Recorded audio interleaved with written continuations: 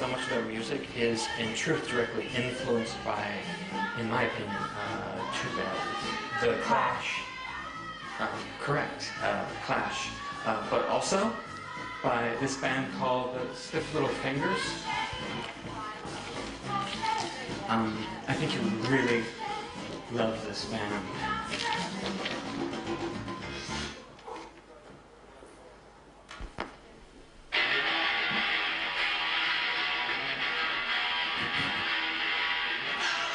It sounds great. My name's Anna. My name's Dick. Is this an agreement?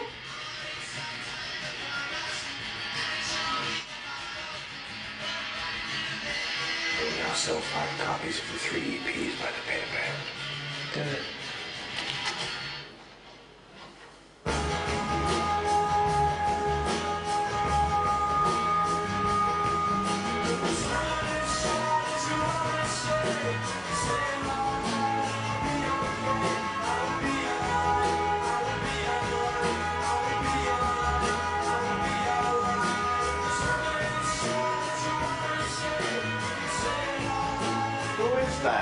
The Beta Band. It's good. I know. Okay, so High Fidelity, one of my definitely top 5 movies ever. Hi, I'm Sagee. And the fact it's one of my top 5 movies is not just because I'm passionate about music like Jeff just said, but also because when I was growing up, record stores were definitely the best place to hang out in. And not because I was buying too much music, most of the time I couldn't afford it, but I was talking to people about music in those record stores. Not necessarily the people working in the record store, because usually it's very intimidating talking to them, even when I was actually working at the record store, but talking to people that were in the record store, just like me, talking about music, listening to them, and finding out what they were listening to.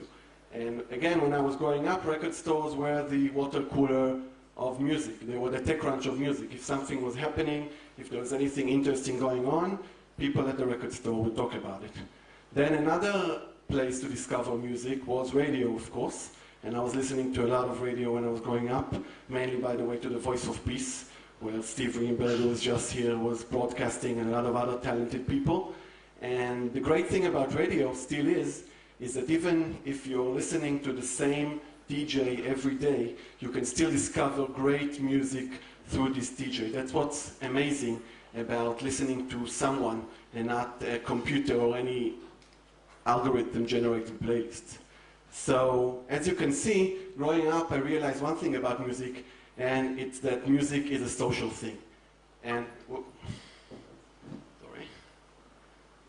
And thank God Mark now agrees that music is a social thing. And actually, I was doing the social thing with music. I was telling everyone around me, mainly girls, about the music that I loved and trying to inspire people to follow the things that I loved. And not surprisingly, I became, the youngest music journalist in Israel, writing for teen magazine Ma'ariv LaNoar, which was the leading teen magazine back then when I was just around 17. And I was more good looking then. And I was moving on with the advancement of technology, so I moved from old media to new media, wrote for a few online magazines, and what I was missing most of the time was the engagement, because writing about music is great, but you don't get any feedback most of the time. This was before talkbacks and other cool inventions, so I moved on to music forums and music review websites where you can engage more with the people you were talking to and really getting feedback about the music that you love.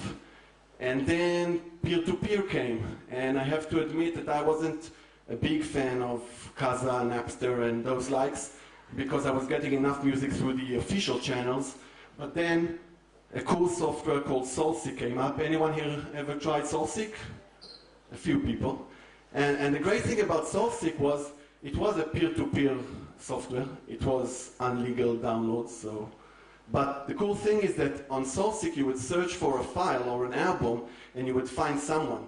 and then you can browse his folders and discover a lot of new music or music that you weren't aware of. And I would spend days and nights really discovering a lot of great people, and through them discovering music, which was for me amazing. And the next step, of course, was Twitter. And when I was preparing this presentation, I just realized how much the Twitter logo resembles the Soulseek logo, same blue bird. And Twitter was amazing to me. It totally conquered my life, not just in terms of music. It is now my RSS reader, my newspaper, my Comedy Central, my social network, but it's also my record store. Jeff, we all know, goes online every day and says, "Good morning." I go online every day and share a song. And this song is my good morning. It's how I'm feeling. It's what's happening with my life. And by sharing songs, I realized that I can engage with people, and people would share songs that they like. And many people go online and share songs. And discovering them is part of the fun in Twitter. It's inherent. And that's why I became occupied with the idea of Twitter for music. What if we could have Twitter for music? We could follow people for their music, and we could listen to music generated by these people in real time. We're talking about the real-time web. People are sharing now music. I want to listen to it. And when I was starting to talk with Asaf, my now partner, about this idea of Twitter for music, we decided that the most important thing would be music serendipity. And let me talk a second about music serendipity. Music serendipity means that you are not limited just to your friends. With all due respect, friends are cool, but on one hand, as Michael Arrington said, some of the time your friends have shitty taste in music. And on the other hand, friends limit you inherently from real serendipity. So I want to find new people that share my musical taste, my music soulmates. And on the other hand, I don't want to be limited to a catalog. If Noi released a cool song, I want to hear about it. I don't want to wait for some music service 2 years until they upload the song, if ever. So music serendipity is many to many, power to the people, and that's what we wanted to create. And the third thing, and our service, which is called Serendip, the tagline is the sound of now, we wanted to focus on now. If something is happening, if people are sharing songs around a theme or a trending topic, you would want to listen to it. So people talked here about Occupy Wall Street. I want to listen to the sound of Occupy Wall Street. So now I can listen to music that is being shared around the hashtag Occupy Wall Street, and listen to what people are sharing, what they are listening to all around the world around this topic.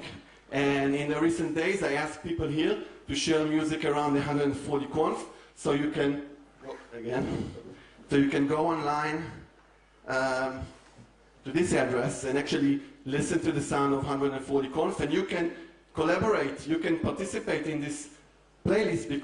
Just share a song with the 140 Conf hashtag, and you'll be part of this playlist. And I'm running out of time. I won't talk too much about Serendip, but I just want to end with this. Not this, but this.